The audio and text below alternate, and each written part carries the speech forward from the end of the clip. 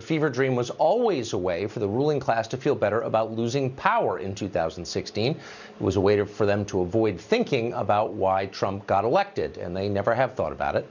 Along the way, the investigation has provided Democrats with a full year of government-funded Oppo research and destroyed the lives of a number of people who supported Donald Trump. Those are added bonuses from the Democratic perspective. But there have been downsides for Democrats. Voters are not impressed by the Russia story. It is weird and false and confusing. It has precisely nothing to do with voters' actual lives or the issues they vote on. It's a total waste of time for everyone, and yet it's all Democrats have. Trump is evil, so is Russia. That's the entire progressive program of 2018 summarized in 2 sentences. If the Democratic Party had a Sermon on the Mount, those would be the Beatitudes. No wonder their approval numbers are falling. Republican Congressman Todd Rokita of Indiana has introduced a resolution calling for an end to Mueller's investigation or a report within 30 days. He joins us along with fellow Republican Ron DeSantis of Florida. He says he may know the identity of the person who spied on Trump's campaign for the FBI in 2016.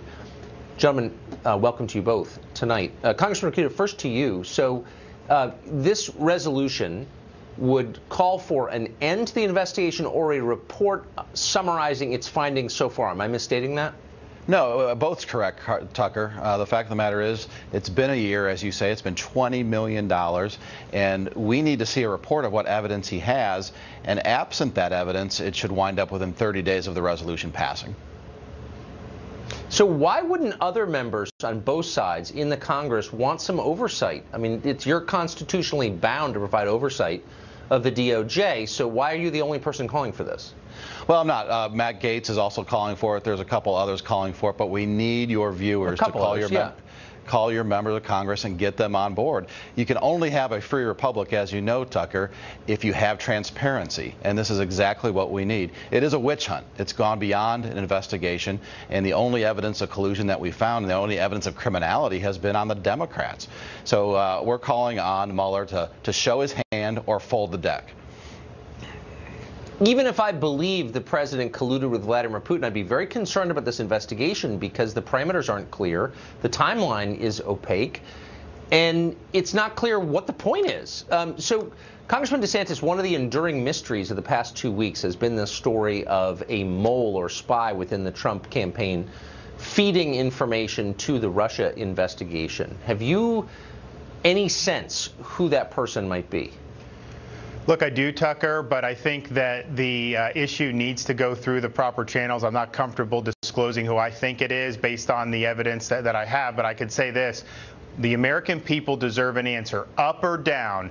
Did the FBI direct somebody to spy on Donald Trump's campaign? Was somebody actively working to undermine his campaign and create the illusion of collusion? And if that's the case, I think that's more serious than the FISA abuse. I think it's more serious than Rosenstein butchering this whole appointing order with Mueller from the beginning. So we need the answer to those questions. Shocking. And they are not giving us the answers now, Tucker. They're definitely not. Now, I know you don't want to risk libel by naming someone because this has not been proved in court. So, but give us a sense of what you're talking about. Are you saying that someone who worked on the Trump campaign fed information to law enforcement? So if you look at Glenn Simpson's testimony from Fusion GPS, he talked about there being a human source. And that was something that was controversial at the time. Some people said it was Papadopoulos. It's not Papadopoulos. That's not who he was referring to. So the issue is he acknowledges there's a human source. Peter Strzok, he opens up the counterintelligence investigation the summer of 2016. What does he do the next day? He goes to Great Britain, he goes to London, and he's meeting with people. Well, how the heck would you do that if you just opened the investigation that day? So I think in that kind of the London, Christopher Steele, Glenn Simpson axis is probably the individual that we're looking at. But I mean, look, we need to know whether this individual was spying or not. I have grave concerns about it, but I think we can get those questions answered when the Justice Department ponies up the documents. You're absolutely right. But last follow-up on that is, are you suggesting or do you believe that this is someone who was pressured into cooperating with the investigation? or someone who freely sent information over about the campaign? Oh, I think it's the latter, Tucker. I think that this would be somebody potentially could have been paid by the FBI. You know, like Steele was there was an agreement to pay Steele. Right. So we just need to answer that. Did they pay anybody? Yes or no? Did they direct anyone to go to the campaign? Yes or no? Very easy questions to answer. And Tucker, we need to. I mean, this Ron is the DeSantis Obama well, you're exactly. I'm sorry, Congressman. Please go ahead. Yeah, Ron DeSantis is exactly right. We also need to know the relationship between Mueller and Comey. I mean, Comey kicked this whole thing off with a bogus FISA warrant. And what is the relationship between Mueller and Comey? Did Mueller give Comey immunity? Does Comey think he's above the law? Where are we going with all this? That's what needs to be investigated. Do you believe, quickly, Congressman, do you believe that Jim Comey has been offered immunity by the Mueller investigation? I think it stands to reason, and I think the American people deserve to know. That would be shocking. Congressman, thank you both. I appreciate that. I hope you get to the bottom of those. We have a right to know. Thanks, Ted. Ted Malek was an informal advisor to the Donald Trump campaign. In March, he says he was detained at an airport by investigators for Robert Mueller, who took away his cell phone and asked about his ties to Roger Stone, among other things. He is also the author of the book, The Plot to Destroy Trump, How the Deep State Fabricated the Russian Dossier to Subvert the President. Ted Malek joins us tonight. Ted, thank you for coming on. Good evening. When you say you were detained, tell us this. I mean, that's kind of a remarkable story. Tell us the circumstances of this.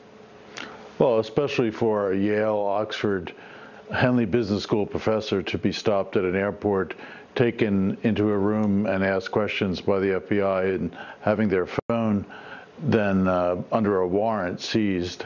But I write about this in the book as a postscript, and my lawyers tell me not to confirm or deny very much about this because I'm still actively participating in this conversation.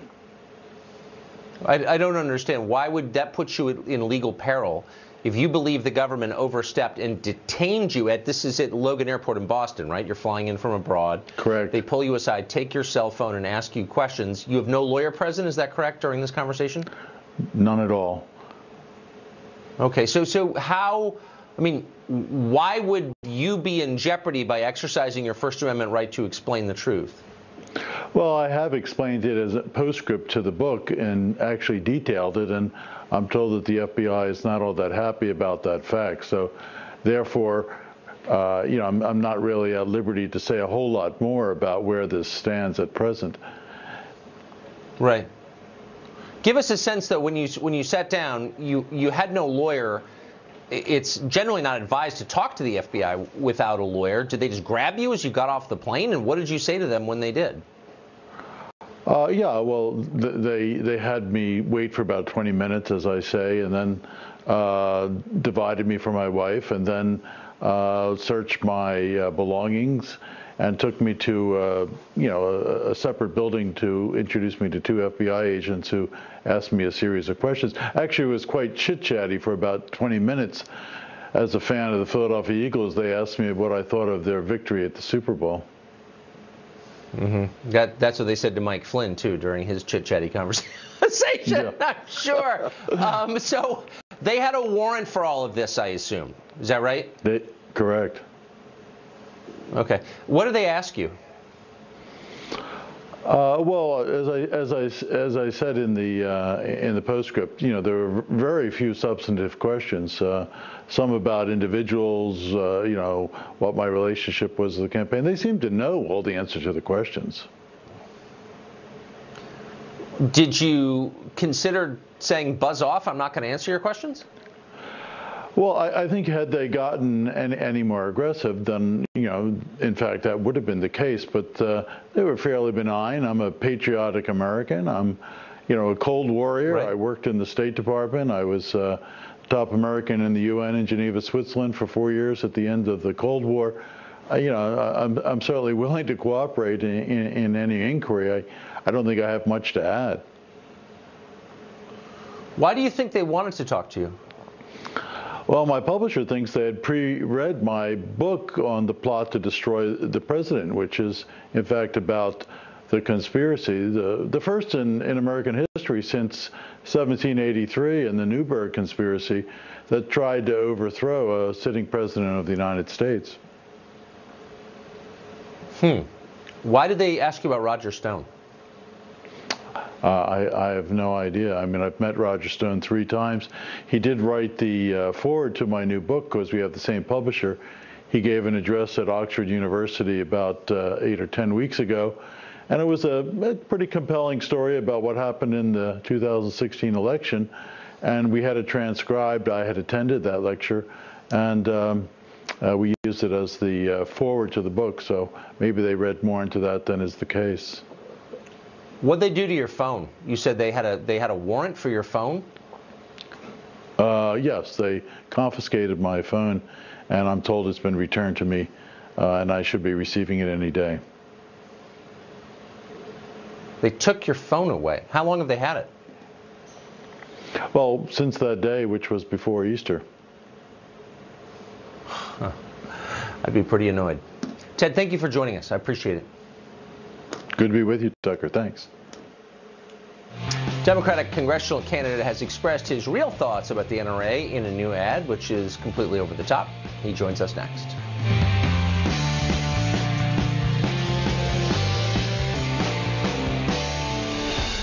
Well, a politician's job is to appeal to voters. Left-leaning voters don't like the NRA. Pat Davis is a Democrat running for Congress in New Mexico. Put 2 and 2 together, and Davis has produced a new ad where he expresses his view of the NRA unambiguously. But you decide. The NRA. Their pro-gun policies have resulted in dead children, dead mothers, and dead fathers.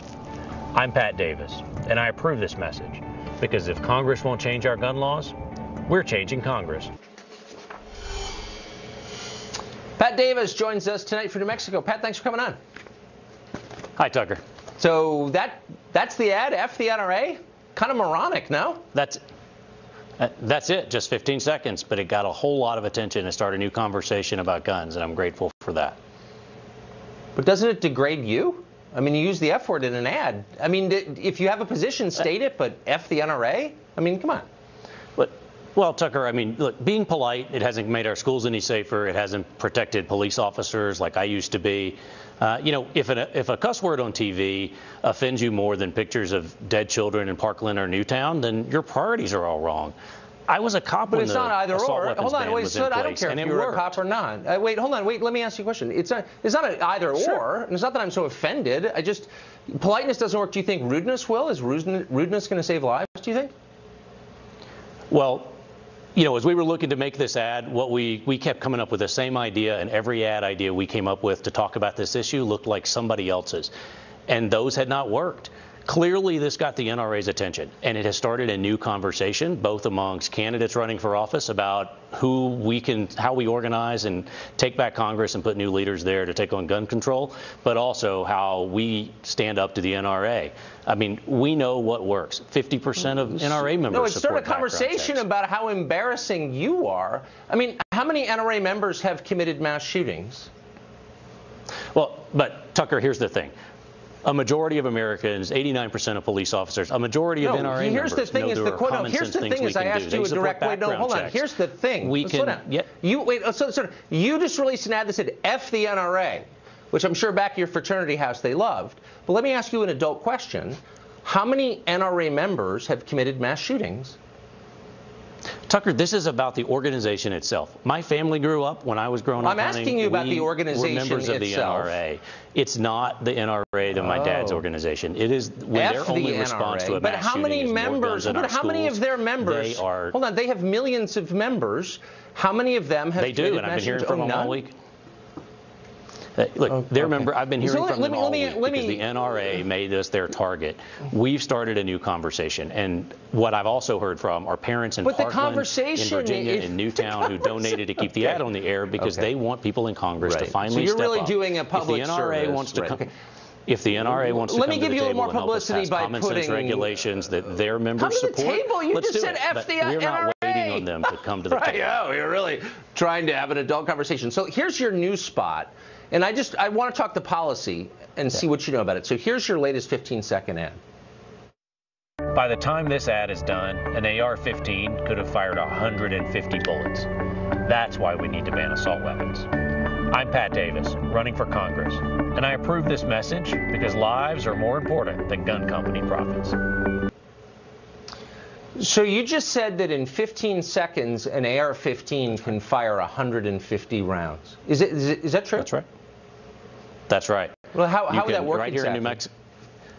Right here in New Mexico, you can go to a parking lot or go on the internet, buy an assault weapon, an AR-15, and buy a legally available add-on that, like a bump stock, that allows you to replicate exactly what happened in Las Vegas. The Las Vegas shooter how many? Wait, hold on. Wait. Are you saying you're saying an AR-15 can shoot 150 rounds in 15 seconds? So would it have a 150 round magazine? What would that? Hold on. Let me ask you. Let's be specific. That's your ad. What would that magazine look like, the 150-round magazine? Exactly like the magazines that Las Vegas police officers pulled out of that hotel room. They had 50 and 100-round magazines, and that weapon was capable. Oh.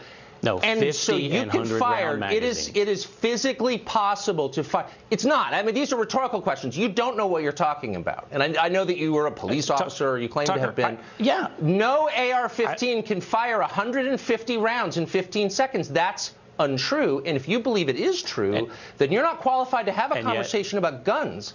People are laughing at you because you are ignorant. You don't know what you're talking about.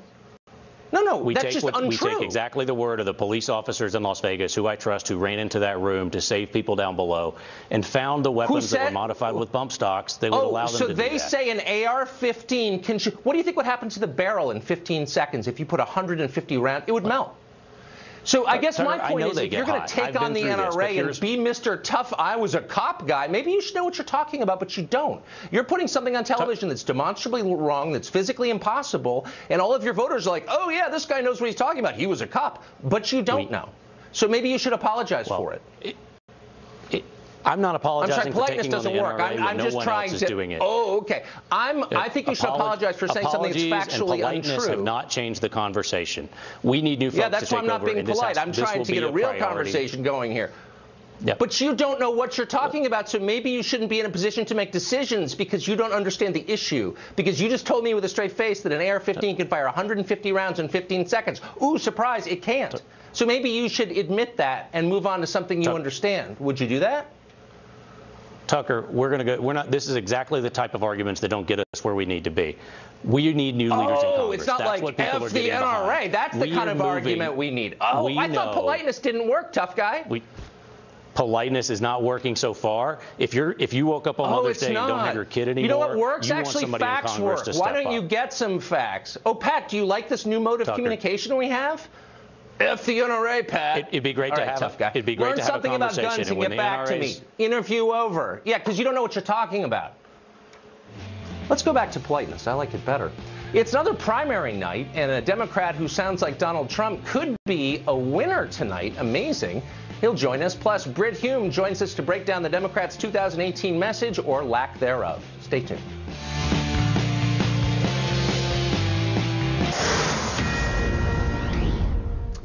This is a Fox News Alert. Primary elections held tonight in the state of Pennsylvania. Polling places just closed. A court there has radically reshaped the state's congressional boundaries.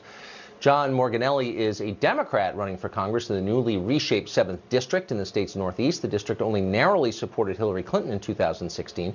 And despite his party affiliation, Morganelli is anti-abortion and has called for some restrictions on immigration in sanctuary cities.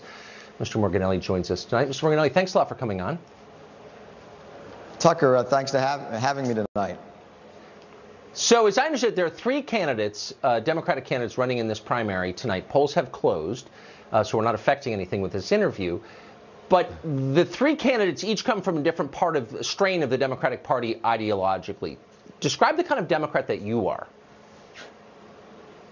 Well, Tucker, I've come out of a blue-collar background. My father was a construction worker with a 6th grade education. My mother was a seamstress with 11th grade education. And I believe that I've come out of the traditional Democratic Party that's concerned about working men and women, that's concerned about blue-collar issues that affect these folks. And I always believed, the John F. Kennedy model and even to some degree the Bill Clinton model, who ran as a centrist. And that's pretty much where I've been. I'm not the strain of Democratic Party. So I'm fascinated by the news coverage of your race. So you've said things that don't seem very controversial, like you're not in favor of giving driver's licenses to illegal immigrants. You're not against all immigration, but you're worried about illegal immigration. And you're not for giving state-subsidized tuition to illegal immigrants. For this, you are described as a hardliner on immigration. Do you think that's fair? Do you think the coverage of that subject is fair? No, I don't think it's fair. You know, first of all, I'm a grandson of an Italian immigrant, and, you know, I believe immigration is great. It's made our country great. But immigration is a process. It's those laws that we have, and people have to get in line and come into the country in a legal way. And to describe me as a hardliner, I think, is not accurate. I go to the naturalization service that we have in our county, where people from all over the world become naturalized citizens. It's a wonderful ceremony in the courthouse, and those are immigrants. What I'm opposed to is just people breaking into our country without permission, some of them being criminals, and I've seen them in my own county from the MS-13 gang and others, and then, you know, our country giving incentives for more illegal immigration, such as driver's license, in-state tuition. I don't think those incentives should be given. It just creates more illegal immigration. So Bill Clinton said that exact same thing 20 years ago. Now you're one of only a couple Democrats willing to say that out loud. What happened to the Democratic Party?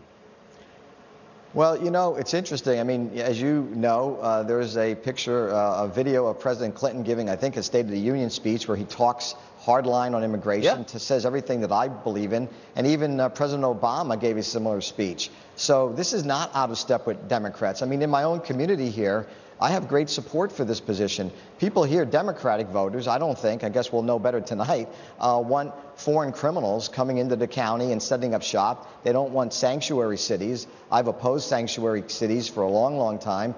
Having a sanctuary city is like putting up a big sign that says, please, all foreign criminals come here because we won't do anything about it if you commit a crime. So, you know, I don't think that all Democrats are in lockstep necessarily with some of the national philosophy that comes out of Washington on this issue. Man, I hope you're right. And the polls have closed, so I can say it. I'm certainly rooting for you tonight. John Morganelli, thanks a lot for coming on. Thank you. Thanks, Tucker. Probably won't help.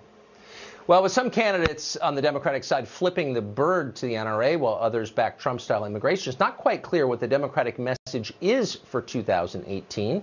Britt Hume is Fox's senior political analyst. He watches carefully. He joins us tonight. Britt, what do you think the message is, or is there a national message that the Democratic Party is selling this midterm? I think it's pretty indistinct at this moment, if there is one, Tucker. And I think that much of the party is so mesmerized by Donald Trump and loathes him so deeply that that has become kind of the central thing and the central theme that you can see that that's what the Democratic Party appears to be mostly about right now. I suspect as time goes on, something more oriented toward voters will come along. But remember, Tucker, these candidates are running in a party where 71%, according to one recent poll, want Donald Trump impeached. So it's kind of understandable that there'd be some focus on him. Yeah, for sure. And most Democrats are, of course, very anti-Trump. That's why they're Democrats. But is that a message that moves people to the polls?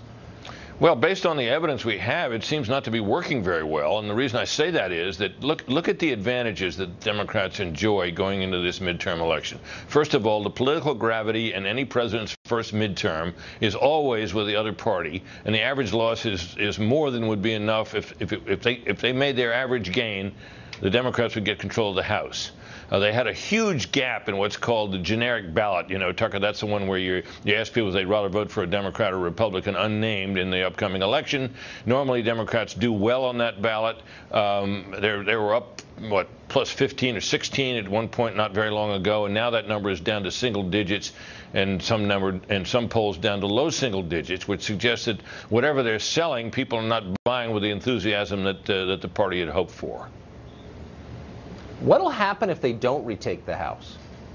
Well, you know, I think there'll be an agonizing reappraisal because it's been, you know, we've been hearing about this blue wave that was thought to be inevitable and may yet come.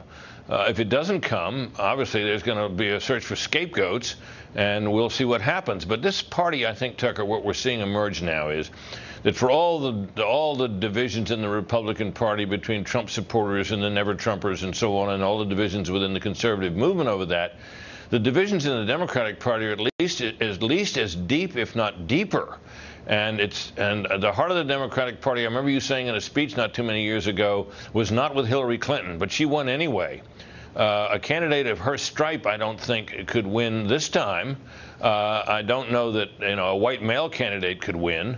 So here we are, and the Democrats really have some serious divisions to worry about, and whether whatever they come up with will be appealing to a broad cross-section of voters is obviously what remains to be seen. Yeah, a white male candidate could not win. I don't think a lot of the white male candidates running for the Democratic nomination know that yet, but I think they're going to learn. Do you think that it moves in the direction of populist economics, becomes the Elizabeth Warren, Bernie Sanders party?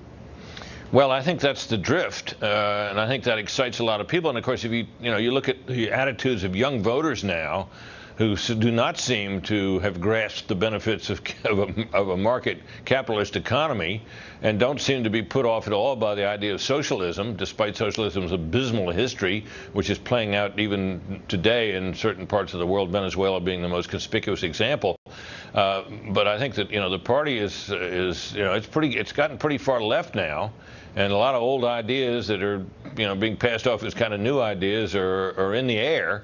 And the party will have to reckon with that, because if they come up with somebody who's an out-and-out socialist for president, I don't think they could possibly win, and I don't think and I'm not sure how many of them we'll see, but there'll be awful battles over this. Their corporate donors, because the party is entirely supported by corporate America, are going to be pretty surprised when it turns out they're sending money to Hugo Chavez. Don't estimate. Thank you. Yeah, you bet, Tucker. Sorry, go ahead.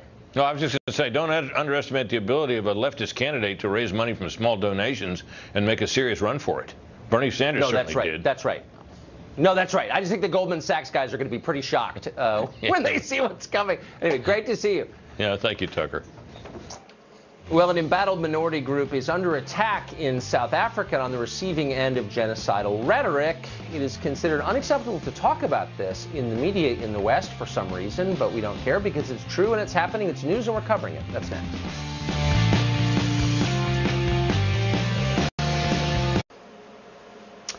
Well, now to a fascinating and significant story the media have all but ignored. South Africa is a diverse country, but the South African government would like to make it much less diverse. An embattled minority of farmers, mostly Afrikaans-speaking, is being targeted in a wave of barbaric and horrifying murders. But instead of protecting them, the government just passed a law allowing it to seize their farms without any compensation, based purely on their ethnicity, and distribute those farms to more favored groups. Thousands have already migrated out of the country, but they've struggled to attract any sympathy abroad for some reason. Ernst Roots is deputy CEO of AfriForum. It's a South Africa civil rights group. He was just in the United States to meet with a number of government officials. He also took a moment to talk to us. Here's part of what he said. Ernst Roots joins us now. Mr. Roots, thanks for coming on. Thank you very much. So you describe in this book a disorganized but in some sense intentional campaign to crush a racial minority within your country, and the government seems on board with it. Is that an overstatement? Well, what the book is about is it's about government complicity in the scourge of farm attacks and farm murders that we've seen in South Africa. So we know in the last 2 decades there's been, according to government statistics, which we believe we have reason to say that it's maybe downplayed a little, there's been about 2 farm attacks every day and 2 farm murders every week in South Africa. And in the book, I highlight actually 10 different reasons why we believe the South African government is complicit. And it stretches from reasons including the fact that as these attacks have worsened, for example, in 2007, there was a 25% increase in these attacks. And then the South African government responded saying, we're not going to release any more statistics about this.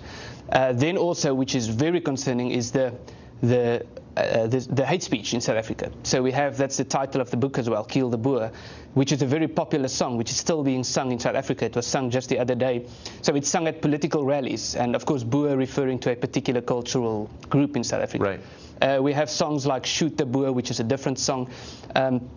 So there are a variety of ways in which we believe... But I thought that hate speech was now a crime punishable by prison time in South Africa. Are any of the people who say this arrested? Well, there's a bill on the table to have hate speech declared a crime punishable by prison time.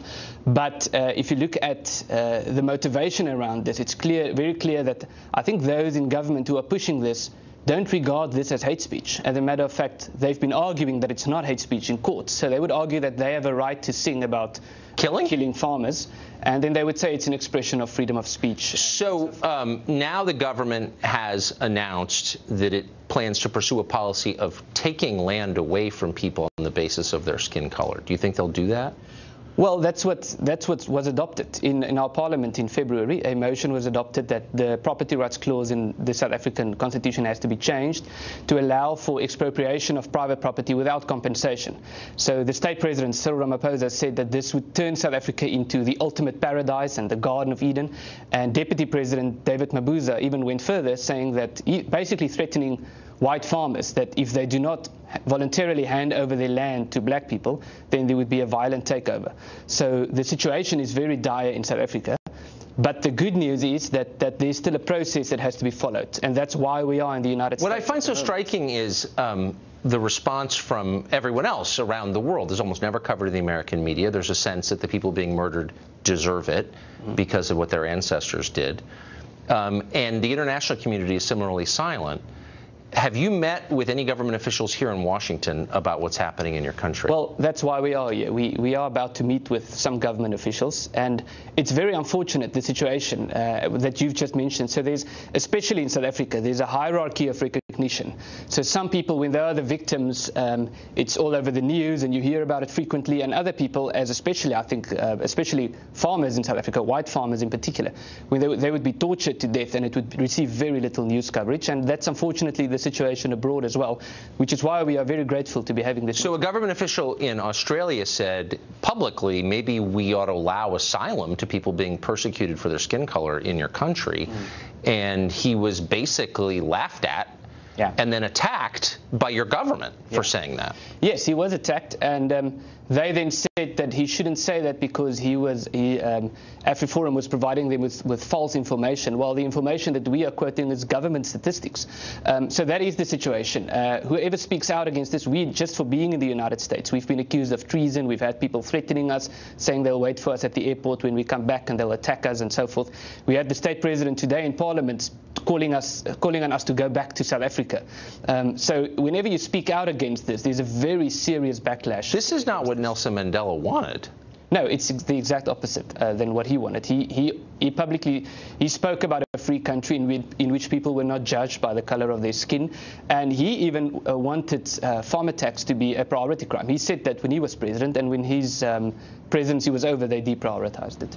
So you just watched something like this happen in a neighboring country, Zimbabwe, which went from being one of the richest in Africa to the poorest in the world because of farm attacks and because of the theft of private property. Is the ANC, the ruling party in South Africa, aware of that lesson? Yeah.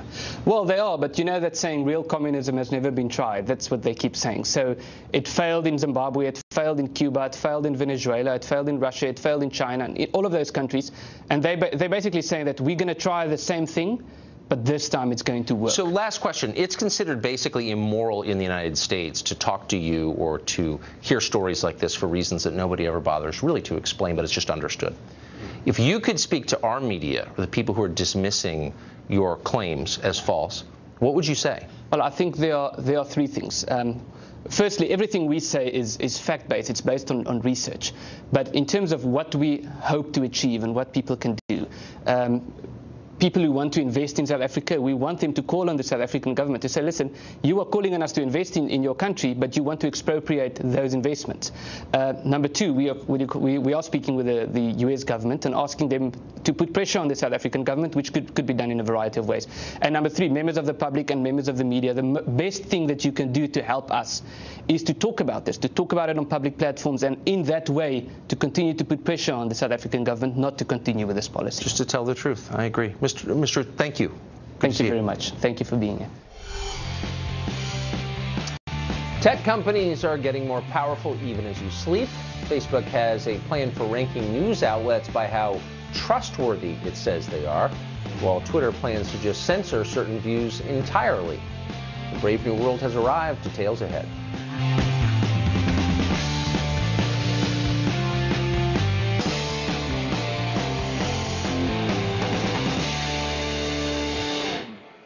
Millions of taxpayer dollars may have been used to fund terrorists in Somalia. That's according to a new report by a Fox affiliate in the Twin Cities.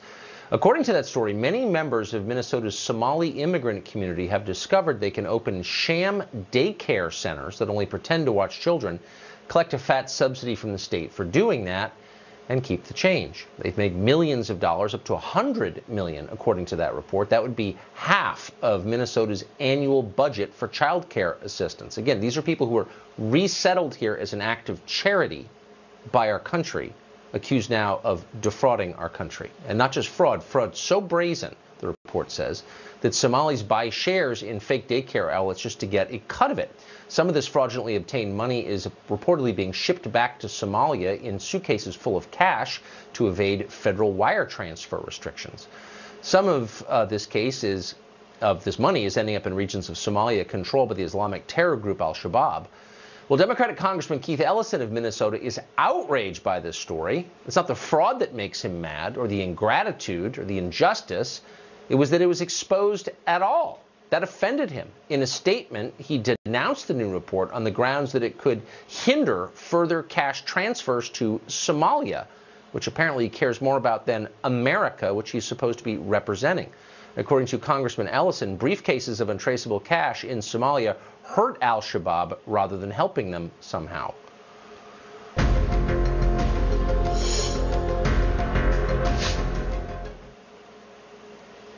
Well, apparently it's not enough for the tech companies to know what you do, and they do know what you do. Increasingly, they want to control what you do and what you see and what you think. During a recent meeting with investors, Facebook CEO Mark Zuckerberg revealed that his company has been ranking news outlets by how trustworthy they are, with less trusted outlets being penalized on Facebook's news feed, trusted, by the way, by Facebook, not by you, but by Mark Zuckerberg and his deputies. Meanwhile, Twitter is implementing a system to suppress tweets it regards as harassment, even if those tweets actually break no rules. In other words, if Twitter disagrees with the political orientation of the tweets.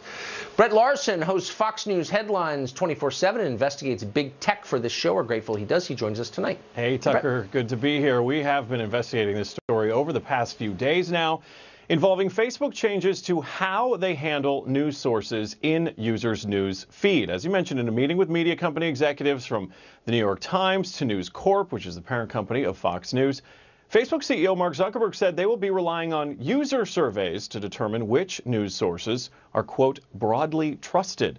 Now, the comments were made following Facebook's F8 developer conference that was at the beginning of the month.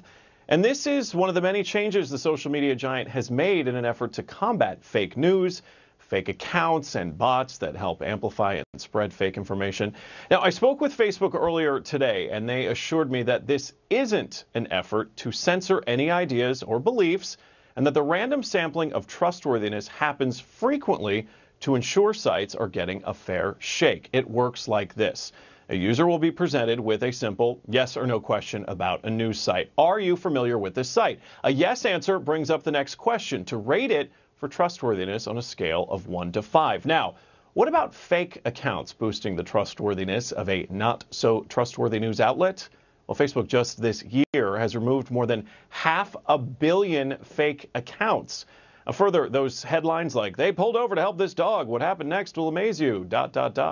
not going to get the kind of ranking in your newsfeed going forward, as the changes are also meant to crack down on so-called clickbait and focus more on news, especially local news. Now, as for paying providers for that news, no deal. Cable operators pay to carry channels like Fox for their customers. But when asked if Facebook will do the same thing, the online giant saying they don't see a need for that. Despite the fact that they're renewing focus on local news, it would seem that kind of revenue would breathe new life into local newspapers and news outlets that are struggling to remain relevant and profitable in the age of digital. And Tucker, these changes aren't helping us feel any better in this effort to see more news from friends and less news from media sites. It actually puts us in a bad mood because we compare ourselves to our friends and our peers and we see what we're missing out on. Think parties and awesome vacations that we're not on. Tucker? And that's what we all want. We all want to be on the awesome vacation. We don't want to be informed. We want to feel bad. Maybe we need a vacation from social media. I think we all do.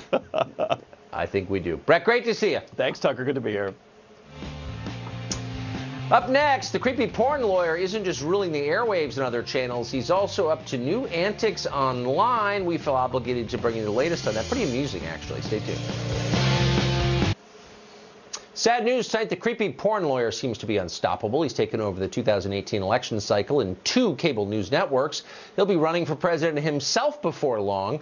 But like other ominous entities like killer robots or Jeff Bezos, the creepy porn lawyer needs energy to function, and he gets that through attention and validation. So today, he posted a poll on Twitter asking whether he ought to keep going on TV or give people who aren't creepy porn lawyers a chance. Thousands have voted. 93% want him to keep gumming up the airways. Doubtless, this act of crass self-validation will keep creepy porn lawyer fully operational for at least another 36 hours.